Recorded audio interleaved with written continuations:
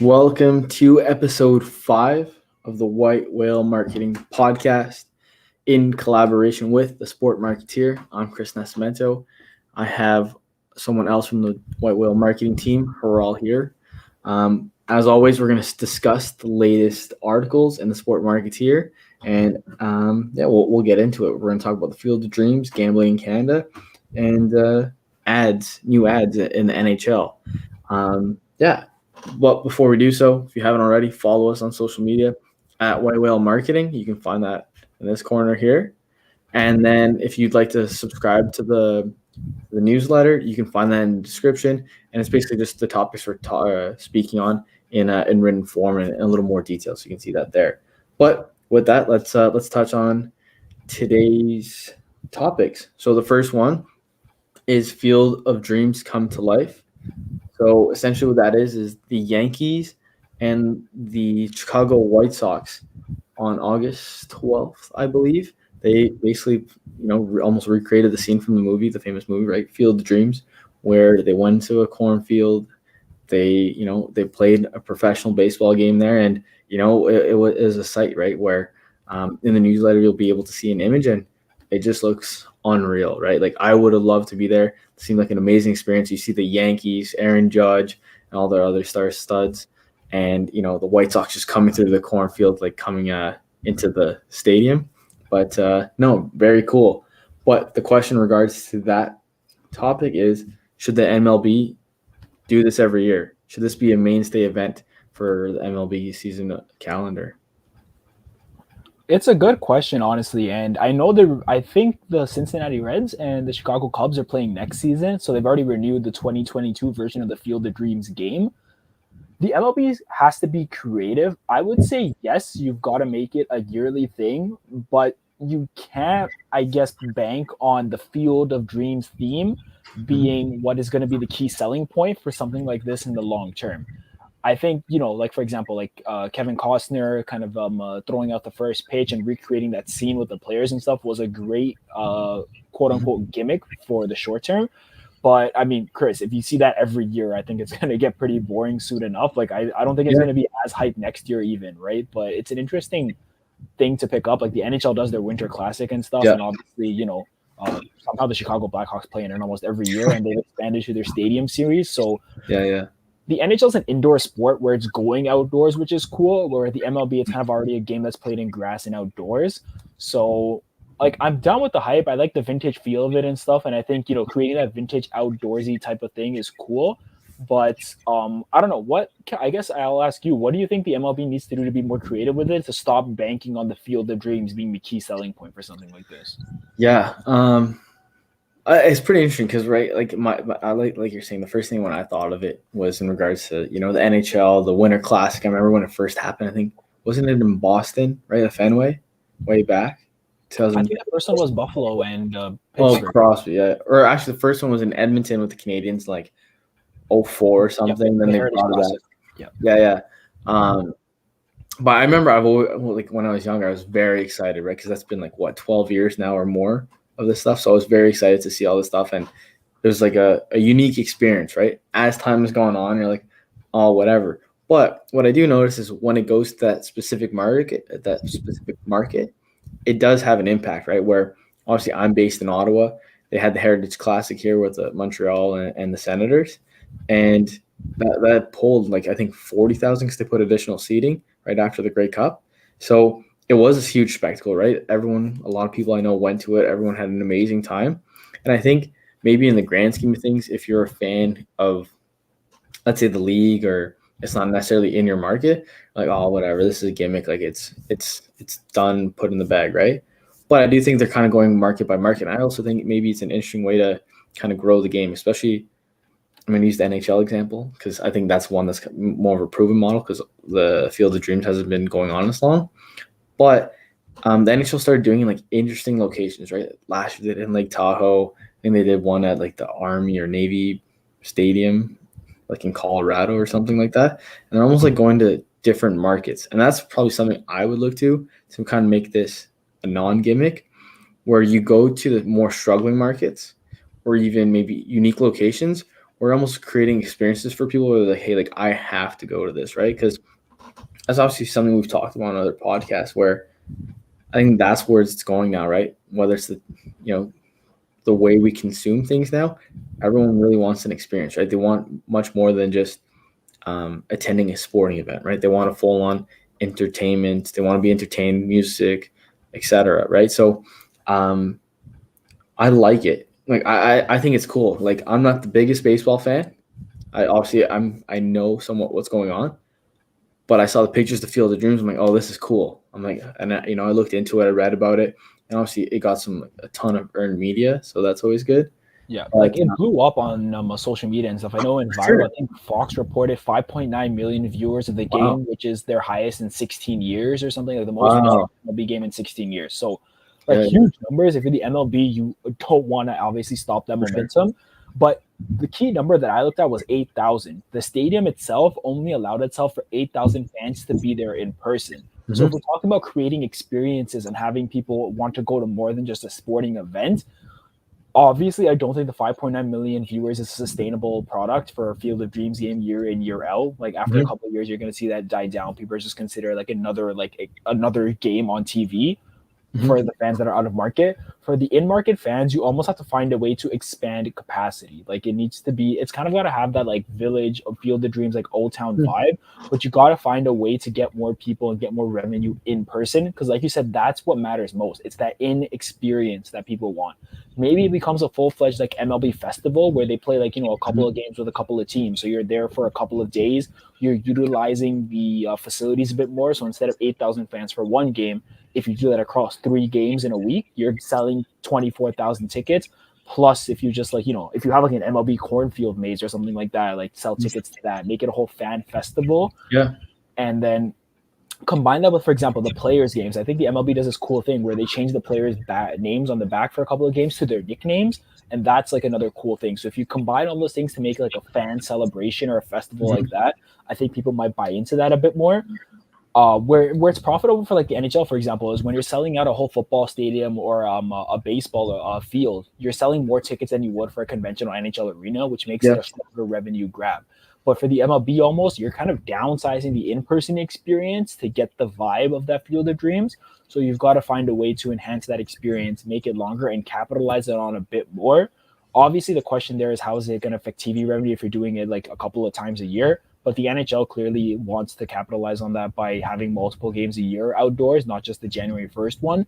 So I think if you're the MLB, you have to almost take that Field of Dreams aspect and make it a bigger. Like what I guess it'd also be cool if you had a whole Field of Dreams day where every team was playing a Field of Dreams game somewhere in the States or something like that. Mm-hmm. Yeah. Obviously, 5.9 million viewers are not watching 15 games at the same time, but to watch your own team do it, or maybe it's a Field of Dreams week or something like that, I think a lot of more local fans would be hyped if it was every year their team was playing a potential Field of Dreams type game. Yeah. That's fair. Sorry about that. Might be the commissioner telling us to Yeah, stop before we let Commissioner. He's like, hey, you guys are tapping the phone. Yeah, just in regards to that. So I understand the thing what you're saying in regards to ticketing revenue, right? It makes a lot of sense. Obviously, with the NHL, they're selling way more tickets than they normally would, especially when, I think it was Detroit versus the Leafs, right? 100,000 fans, so that's 4x. But maybe there's something in regards to like viewership and even fandom. The MLB is going down where people don't necessarily have that attention span for the sport anymore. But maybe it almost makes that hype, right, that everyone loves.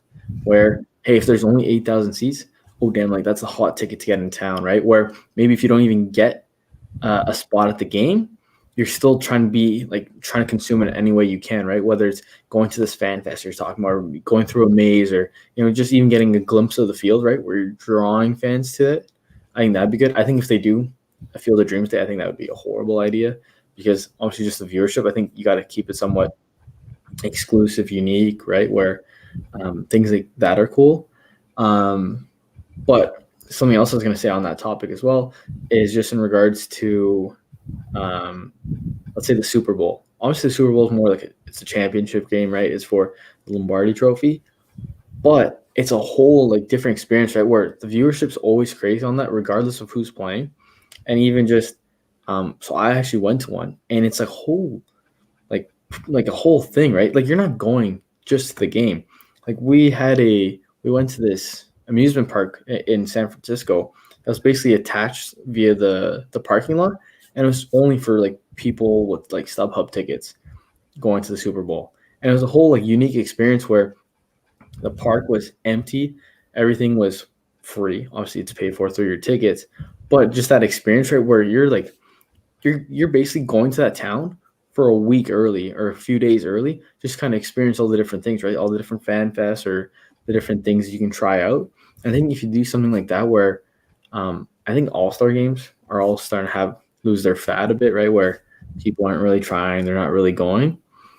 But if you do things where it's actually experience based, whether it's the Super Bowl, whether it's an outdoor game for hockey, whether it's Field of Dreams, for MLB. I think that would even pull in. Even that point, maybe we'll see the NBA do like a street court series, right? Where they'll just do like something in New York, right? Where they play a game like that where it's kind of going back to the grassroots of it all, right? So I think that's pretty interesting. But yeah. I think this is probably the most impossible thing ever, but it'd be so funny if for like it probably has to be a preseason exhibition thing or a game that doesn't count for the regular season, but like a little league game where the MLB players are playing on a little league field. I think it would just be absolutely hilarious because obviously the fence is like almost half or like a fraction of what the actual size is and stuff. So like almost anything you hit is a bomb and stuff. But I feel like if the MLB wanted to connect with Little League that way, like even doing like a fun little home run derby in the Little League or something like that, like have Aaron Judge just hit dingers in a Little League field would be a funny way to like kind of expand on that small town market, which I guess the MLB is looking to capitalize on with something like this. Yeah, no, I agree. And to be honest, maybe the more we say about it, maybe because we're in Canada and I see it much more, but like the hometown hockey things that they do in the NHL with, the communities that get full on NHL games for preseason, that's a cool way to grow in game where I didn't even maybe connect it until now necessarily. So yeah, no, I definitely agree with that. And it's a pretty interesting topic because I do think it does help the game, right? Where it does get eyes on it. Like I'm saying how I'm not necessarily a baseball fan, but my eyes kind of went to it. And obviously I've read a few articles on it because I thought it was so interesting. And I do think it obviously, it helps, right? It's good publicity or any publicity is also good, right? So no, it's definitely interesting for sure. And I'm curious to see how frequent it becomes, right? Whether they just do make it a yearly thing or they make it a whole custom where, they have a few per year. But yeah, no, it's pretty interesting. But with that, let's get into the next topic. Yeah, I guess you can say straight sevens for sports in Canada, right? Where it looks like single event sport gambling is now legal in Canada. So essentially what that means is if the Montreal Canadiens are playing the Toronto Maple Leafs on a Saturday night, hockey night in Canada, you can now legally, that's the biggest word here, bet on that game, right? And I was reading an article about this on how essentially the whole purpose why the government wanted this is obviously to have these billions of dollars that kind of go into the black market to now kind of be taxable, right? So now the government can kind of get a portion of it where it's kind of similar to, I almost say marijuana, right? Where they legalize that. So now they can kind of actually profit off of that. So no, it's pretty interesting. And I wanted to get your opinion in regards to what impact you think it has on the sports world here in Canada. Well, I think it should have, if anything, a great impact. I attended the Ivy Sports Leadership Conference last year, and one of the things that we actually talked about was kind of like the idea of sports gambling. It was kind of like a hot button topic. A lot of the speakers and stuff were obviously big on it and stuff. And it was kind of timely because it was before some of the voting days happened with like the Senate and the House of Commons. So it was still not for sure if it was happening or not. But like, for example, Deloitte Canada has written a bunch of reports on the profitability of sports gambling and the importance of it. I think at the end of the day, it's going to attract a new kind of market. And it's going to bring obviously a whole bunch of revenue to the country itself. And I think at the end of the day, it's something that's almost inevitable because like you said, like opportunities exist. I know a bunch of my friends who like gamble on sports games already and they use like, apps and stuff that are not based in Canada. So it makes no sense for something that is clearly like, accessible for Canadians to not be from a Canadian product. And like you said, with the whole legalization of it, the government has an opportunity not only to tap into the revenue opportunities, but also like, do a better job of mandating it and almost creating a safer community and a safer platform for fans to engage in sports gambling, similar to how the legalization of marijuana was intended to make it safer for those to consume marijuana from a government mandated supplier. So it's interesting to see where it goes. I think for teams, it opens up a lot of revenue opportunities. And I think the word experience that we talked about in the last segment also applies here, where Yeah. you're increasing the experience of the in arena game. If you're able to go to the arena and, like, kind of like how horse racing is, where it's like, you go there, you gamble, and then you watch the game. It's a similar environment now for NHL fans, or for fans of any Canadian sport, where if you're allowed to use like Proline Plus in Ontario, for example, or just use any other platform that might have partnerships with the arenas and with the teams, you're increasing your commitment to the experience of the team winning. Now it's not just you're watching your favorite team win. If you're interested in gambling, if that's something you do, obviously, I think a big caveat is obviously gambling responsibly. But if you're a responsible gambler and want to, kind of increase the endurance and spice up your life a little bit, then if you got money on the line, it makes that game so much more important. Every single event that takes place in that game becomes so much important, because now it's not just your amusement on the line, but you've got a stronger stake in the game. Yeah, no, and I was going to kind of build on that too, right? Where it kind of gets, fans much more invested in the sport, right? Where maybe you have those people who are, oh, it's cool, I'll go for the social outing, but because they have money on the game, or they're somehow, betting on different type of prop bets, then actually gets them, paying attention and even going to the game now, right? Where maybe at home they would just kind of check the score on their phone, and just kind of not moving on, but like I agree with what you're saying, but kind of shining a light on some different areas of this. I think what you're saying, right, with a team, I think there's a bunch of opportunities here. We're already seeing in CFL. I went to the CPL game last night here. You're seeing sponsorships, right, where everyone's trying to get, eyes on them, right, where you're seeing all the jersey sponsors, all the, signage, presenting sponsors on social media, X, Y, Z. It's all, like, a lot of it is a sports betting company or sports gambling company. That's the wording they're using. Where, I can name almost 10 now, I'd say, right? Where maybe last year I only knew of like Proline, right? Because all those commercials growing up that you would see. So it is pretty interesting. Obviously, with that sponsorship money, then they kind of reinvest into the players, or even maybe the contracts, right? Where they can kind of get bigger. But in regards to the actual players itself, in regards to their own marketing, that's where it kind of gets difficult, where, players can not touch it whatsoever, right? Even if, that's something that strikes their fancy in regards to, betting on, I don't know, football or something, right? I think even then they can't even like touch it, let's say, right? Because while you're a professional athlete, you can't be on those apps. So that's the one thing that's a little interesting, where I'd like to at least see myself, where if you're a hockey player, you could still, let's say you're interested in gambling on sports or partnering with a sports gambling company, you can still gamble on like soccer games, right? So that's interesting in itself. But yeah, interesting times, right, all around, right, where MLB is trying to do things a little differently. Canada's becoming legal in sports betting. And then now we also have this other topic here, right? Probably the big news item. Oh, actually, wait. Sorry, I had another note here that I wanted to touch on. So before we started recording, you're talking about Score having the new HQ in Toronto, and you mentioned as well how they're owned by Penn National Gaming, right? Or they were invested by? Yeah. They were acquired by it. So I only know this because I was following their stock ticker. But so they were recently acquired by Penn National Gaming. And so clearly, like, the Score has a big impact not only on the Canadian side, but also on the American side. But now with this new legalization, it's almost like there's a whole new market. You've got 31 million people. Obviously, not all of them are going to be gamblers, but you have a whole new market that's never been tapped into. And the Score just announced that they're remaining and they're going to keep their headquarters in Toronto. I think they're building an 80,000 square foot facility in their innovation district and stuff. Huge investment, and clearly they're here to stay, and they want to be here to stay. So if that's a company that's been around for like years and years, and they've done their research, they've been almost like the valuation of their company and their stock went up and down throughout this entire process. They definitely know what they're doing, I'd say. And if they're investing in Toronto and staying, even after being acquired by Penn National Gaming, clearly there's a market opportunity there that you and I are obviously not the most knowledgeable about. But it just goes to show even the casual fan, it just goes to show you that sports gambling is here. It's here to stay. And if you enjoy sports gambling, buckle up. It's about to get fun. Yeah. Okay. On that note, then I kind of have another question I'd pose to you. Obviously, you're talking about Penn. Penn also owns Barstool. Barstool has their own app with Barstool Sportsbook, right, where they have interesting prop bets and so on. Do you think maybe Penn does something like that with Score? I don't know if that's been announced yet, but maybe because like you're saying, Score, at least in Canada, has been around for years and years, right? I think maybe rather than trying to introduce a new brand or grow a brand in Canada like Barstool, do you think they would just kind of maybe use Score and their following to actually push their what gaming technology that Penn National has? 100%. I think you have to. And I mean, putting all of the controversies with Barstool aside, with they're trying to, I guess, the connections they're trying to make with the game, given their history and stuff. Just speaking on like the Score app itself and comparing it to like the Barstool app.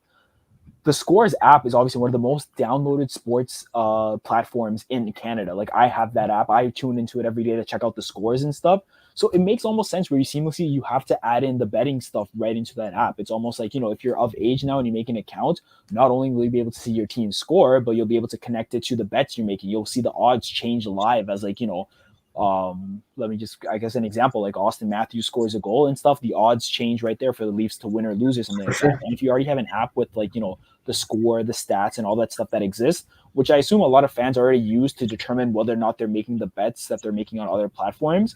If you're Penn National Gaming, if you've already got Canadians hooked on an app with the scores, the stats, and all the information they use to make bets, you've got to put the betting platform there as well, instead of trying to make them download a whole new thing and kind of vibe with a whole different brand.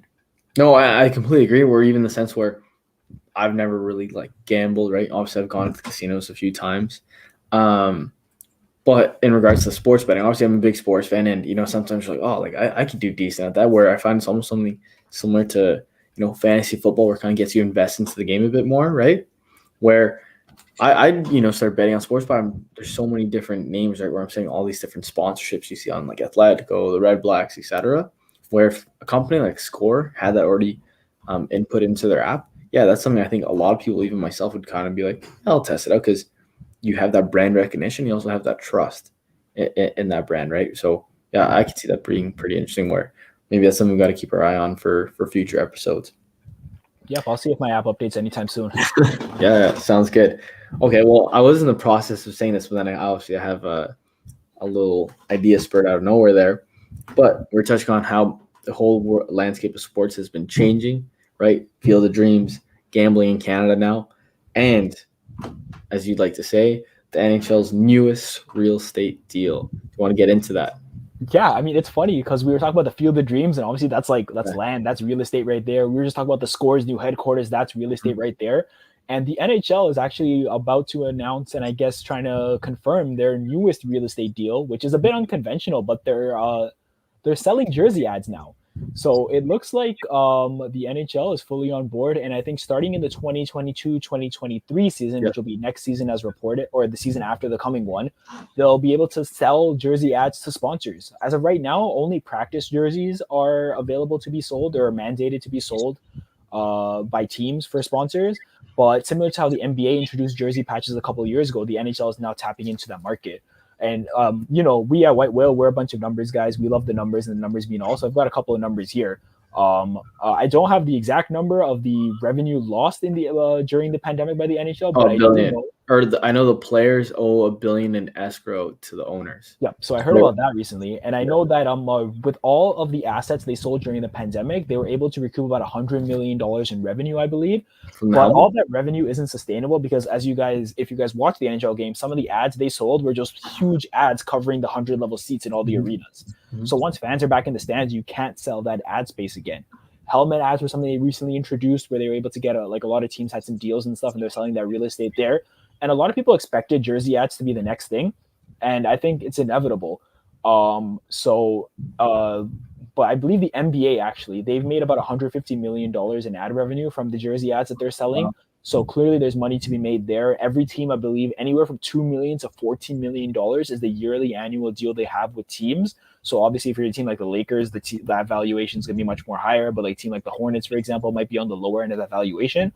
But for NHL teams, you've got to find a way to recoup revenue. If that jersey patch is going to lead to millions of dollars of revenue for a single team, I don't think you can pass on that anymore. And I think because of the pandemic, And because of like, I think the pandemic almost opened up that Pandora's box of where else can we start selling assets for sponsorship. And now, the helmet ads, in arena ads, and now, digital ads, and now jersey ads. The NHL is just trying to find as much real estate as possible. I think my question for you, Chris, well, it's a two-ended question. Number one, what do you think is probably going to be the coolest potential jersey ad that a team could get? That's a thinker, so we'll probably think on that and touch on that maybe at the end. But the more important question is, I think a lot of fans are probably asking this, especially the traditionalist fans who might not be a huge fan of the jersey ad idea. But where does it stop? We've seen European teams that are basically sponsors, and fans are scared that that's what's going to happen to the NHL. So I guess my question is that what's going to happen, and where does it all stop? Man, some interesting, questions in regards to all that, right? So your questions are probably a little more thinker, but I want to touch on one thing just quickly, and then we can kind of get into what you're saying. So obviously, White Whale Marketing, we work with athletes, right? We also work with sporting properties. But would you not be, obviously I know other sports do this already, but would you not be, if you're like a high-end athlete, would you not be frustrated if, let's say, you're Connor McDavid now, right? Where, before you put on the Oilers jersey and you're just simply wearing, the Oilers colors and logo, but now you have what I think they have Rogers on the helmet, and let's say they get something else on their chest now. Would you not be frustrated where they're almost, it's kind of similar to the Messi thing we were talking about last week, where, Barcelona was able to sell so much sponsorship deals because it was attached to, being on Messi, right? Messi's going to wear your logo, right? Like Rakuten. But you know what I mean? How do they end up going about it where, obviously the Oilers are going to be able to kind of sell their jersey sponsorships for a much higher rate than maybe other clubs, even though they're in Canada in a smaller market, just because they have, the top player, right? So my thing that I'm kind of curious is, does it get to the point where maybe after all this, escrow is paid back to the owners and, maybe the players actually have some leverage again? Do you think they'd be like, hey, maybe the next collective bargaining agreement, they're like, hey, like we want a portion of that because that's actually going on us. And the reason the values change is dependent on our player, our status, right? So I think that's pretty interesting. But going to your question, not to like just I'll let you think about that a little bit because it's interesting to mention because I think the NHL collective bargaining agreement, it's obviously the goal is to be a 50-50 revenue split for the players and the teams. So I think inevitably if like, for example, the real estate these teams are selling ends up outpacing like the revenue, I do hope the NHL players get the fair share of revenue as outlined in the bargaining agreement. But it does become interesting where like now, for example, depending on how you negotiate the bargaining agreement, are players gonna, like, for example, if that revenue split isn't necessarily set in stone, are players gonna be more selective with the teams they sign where it's like, okay, if I sign here, then I want a cut of some of that TV revenue or I want a cut of some of that sponsorship revenue because it's my likeness and my name that's going to be generating that revenue. And for example, if you're a free agent, like, I don't know if an upcoming UFA right now, but a big one, let's just say Austin Matthews in a couple of years is going to be a UFA after his deal with the Leafs ends. His value, for example, to a team like the Arizona Coyotes for sponsorships is going to increase it by a lot. Where, like, if we take the NBA numbers, for example, Austin Matthews going to the Arizona Coyotes would change that 2 million lower point for a jersey sponsor to potentially 5, 8, even upwards of $10 million, just because you're getting the biggest name in hockey. And I say the biggest name because he was just named the EA Sports NHL 22 cover athlete. So don't come after me too hard for that take. But considering that as a player, you probably want that kind of power where it's like, I want to start, getting and tapping into that revenue. But I guess we'll have to wait for the next collective bargaining agreement to see how the players get their fair share, how they tap into that revenue and stuff, because obviously they don't have a say on what logo goes onto their jerseys, but they have a say on what logo goes on their shirts before and after the game and stuff like that. So the real estate, it's almost like the players are also losing a sense of real estate because they can't sell their own helmet ad, they can't sell their own jersey ad. They can only have a stick sponsor, a skate sponsor, and maybe a helmet sponsor. So it's an interesting thing where players are trying to find their own revenue opportunities, the teams are too, and it's almost like, are they going to be working together or are they going to be enemies? Yeah, no, and to be honest, you kind of just sparked a question there. Do you think it would ever get to the point where maybe they could make more money off helmet or jersey sponsors if athletes had the option, kind of, let's say the team were like, okay, if you want, we'll sell Bell on your helmet, okay, and this is the flat rate. But let's say you're Connor McDavid, Austin Matthews, if you could sell more, and obviously let's say you're talking about the revenue sharing split, would you maybe go that route where you're like, hey, you know what? Yeah, let's give the players the option where, or the opportunity, I should say, to almost kind of sell their own assets, right? Or maybe they even get a bigger portion where, hey, if you can sell for more, then we'll allow you to kind of take a bigger cut of it, right? Where that maybe kind of plays into the part of what we're trying to do in regards to personal branding, where then it kind of gets interesting. But obviously, that's like a crazy rabbit hole we can get into. Yeah, But let's I get mean, just quickly on that rabbit hole before let's not dive too in there, but I'll just dip my toe into the rabbit hole. I think the yeah, NHL players in their contract negotiations are starting to be aware of this. Like there's a salary cap in the NHL. It's going to be flat for the next couple of years. Hopefully, it goes up sometime sooner rather than later. But I think players know the value they bring to a team on and off the ice, especially more off the ice. So if these like jersey ads and stuff are almost going to be dependent on the stars available, like kind of in that market for a team, if it's not going to be available and they can't get a cut of that revenue, you can bet like anything that they're going to start to try in those contract negotiations. They're going to know the social value they bring to a team's market, and they're going to start asking for that in their salary. Oh, 100%. It's pretty interesting. I think like we are entering an interesting space, right? Where is it going to get to the point where it's too much, right? Where you're kind of maybe talking about like the European hockey jerseys where they're absolutely just covered, right? Or are they just going to start getting more creative with it, where it's not always necessarily going to be as simple as like the Man United jersey you have in the back. I absolutely hate that jersey that they made with how big that Chevy logo was. Like growing up, I think it was what AIG, the one that Ronaldo was wearing. I think it was like an insurance company. AIG, yep. Yeah. So like that, I find that one kind of flows well into it. And I guess we're starting to get into both of the questions you asked here. So it doesn't pop into my head yet of what would be the coolest sponsor. I think first to touch on that, the best ones are always the ones that they kind of go with the color code of the team, right? I think Bell with the Senators, they want white or red, and obviously that flows nicely. Obviously, I think the Leafs, they had red for Scotiabank. I didn't like that. I wish they just went white and blue. But I think the coolest thing they could possibly do is similar to PSG, where we talked about it last year, where obviously Jordan Brand, I know they're their kid sponsor or their kid supplier, I should say, but it's also much more where sometimes they have their own like Jordan jersey or something like that, right? Where I think if I don't know, obviously Adidas is a little different, but if Adidas had like a special agreement with club where hey, they also provide them with training apparel, X, Y, Z, because some teams have deals with Under Armour. I think that would be the coolest sponsorship. Where Adidas like, no, Connor McDavid's our athlete. We want to be like the only sponsor or brand on that jersey. So maybe they kind of go out of the ordinary, and maybe rather than just having the Adidas on the back, right, over the nameplate, then maybe they have like the 3 stripes. So they're doing a little bit differently, and people are asking, hey, why is that jersey different than all of the other NHL jerseys? It's like, it's because it's actually like Adidas is, own jersey. I think that would be cool. But what do you think before we kind of get into the Euro sponsors? I think the coolest one that came out of the top of my head was Gatorade and the Tampa Bay Lightning, just because the Gatorade logo already is a lightning bolt.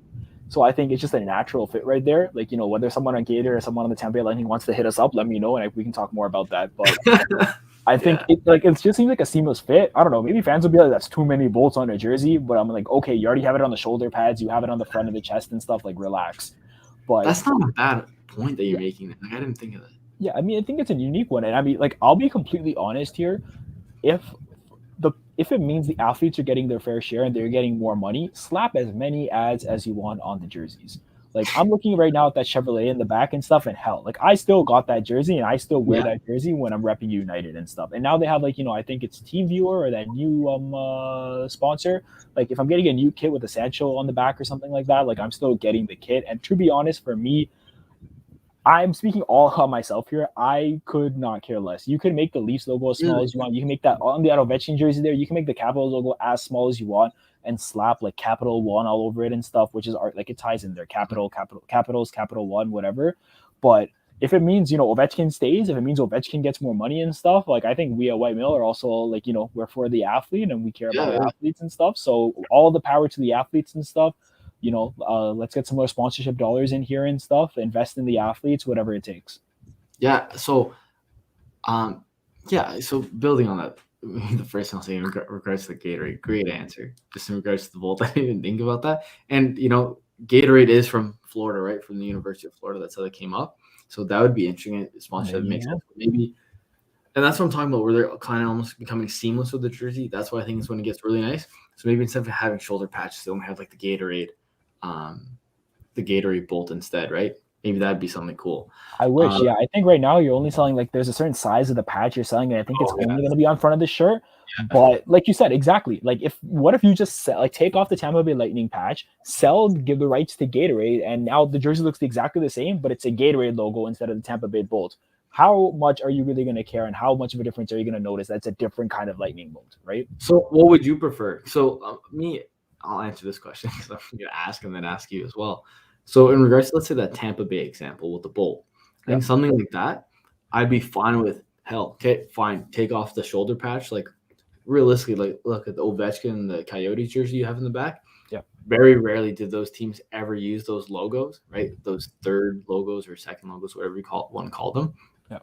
So maybe putting a sponsorship there, I'm more fine with, right? Because I don't like too much stuff on the chest. Obviously, it's dependent on it. Maybe I'm a little pickier with the style of it.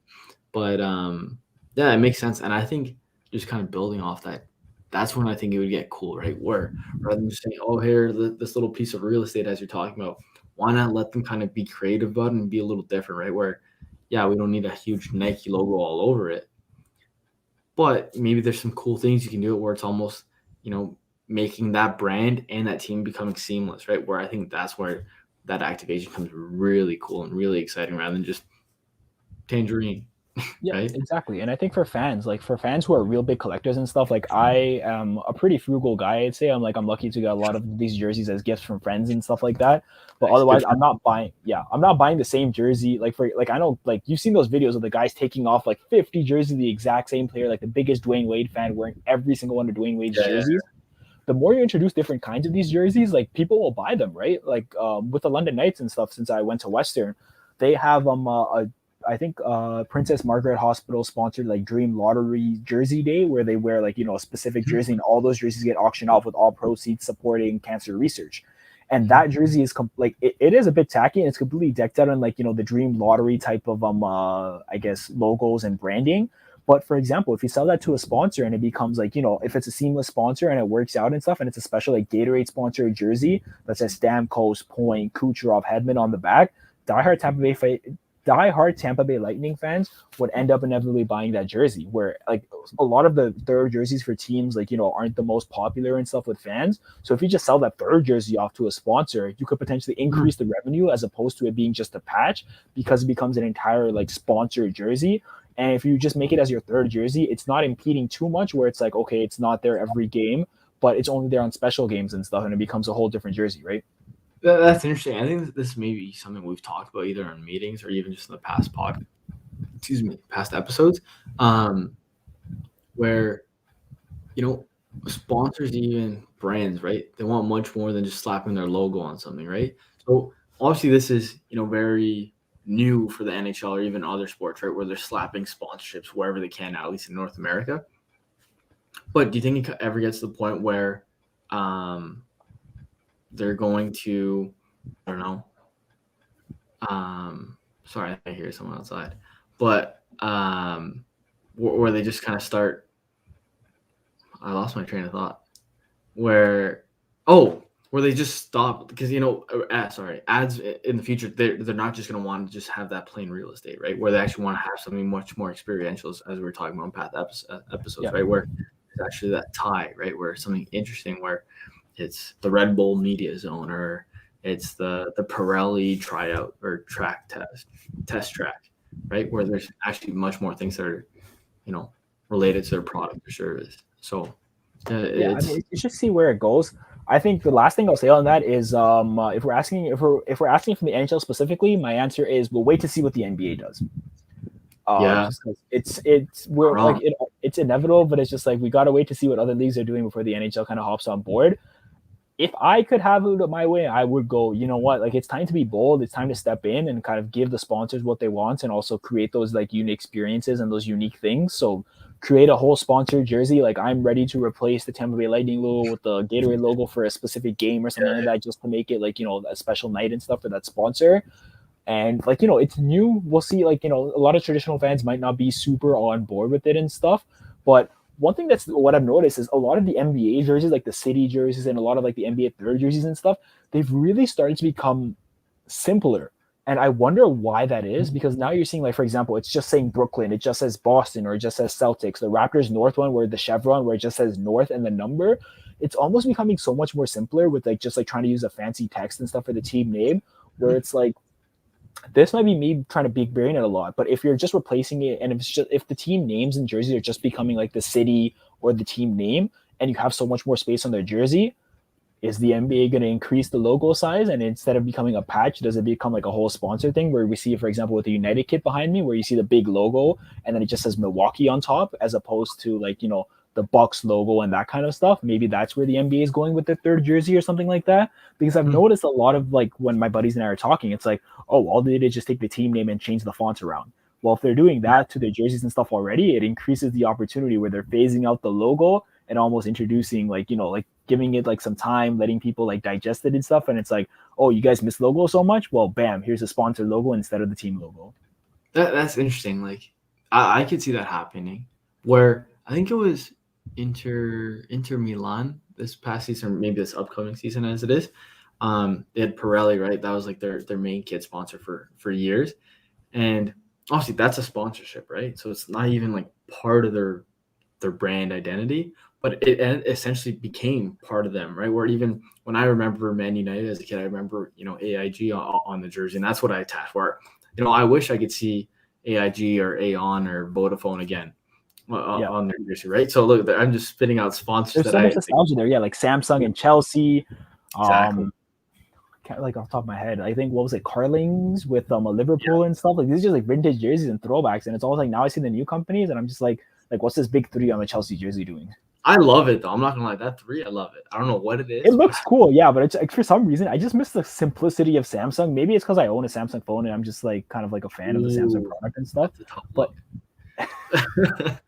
it's a tough look, but I think it's too late. There's no going back now. I've also said it live, so here we are. But it's just like some of those things with nostalgia. It's like, you know, growing up, like fans who don't know the team that well would not even know it as Chelsea FC. They'll know it as like, that's the Samsung team or that's the EIG team stuff, right? So as brands become more deliberate with the sponsors they're trying to, or with the teams they're trying to collaborate with, I think it becomes synonymous, and that's what you want to try to find, right? Like you want to try to perfect fusion between a team, the athlete, and the brands you're working with, and everyone's happy.